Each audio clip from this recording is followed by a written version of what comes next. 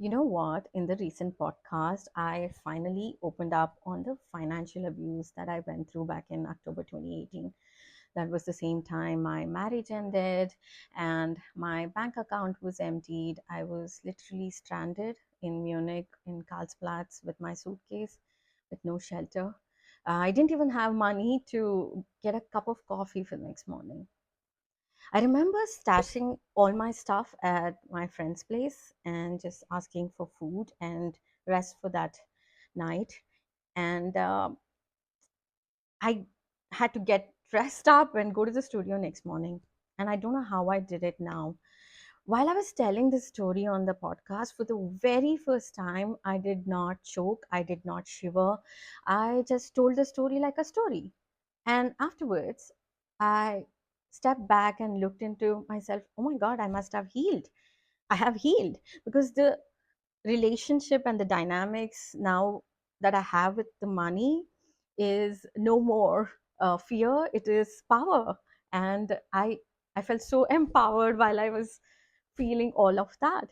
And for longest time, I felt so ashamed to talk about this part of the story because I thought people will judge me for being stupid, for giving that kind of power of my money to someone and trust that person so fully that they will walk into my bank account and like nullify it. So I never told the story. I kept it under wraps.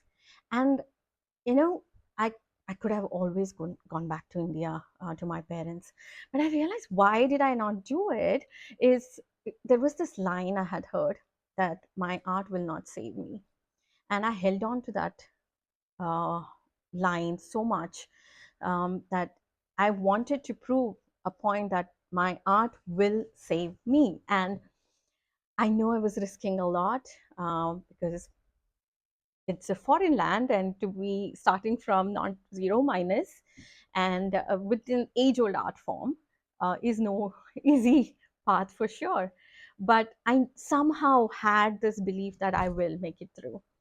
And now I realize that that kind of betrayal could have broken me into pieces. I'm sure it did, but I turned and built something so profound, so beautiful, that this art form is saving me, not just has saved me, and but it's given me the life that I'm living, this beautiful creative life. And I know a long way to go to achieve so many things. It's slow, this city is slow, this country is slow, to the world that you offer.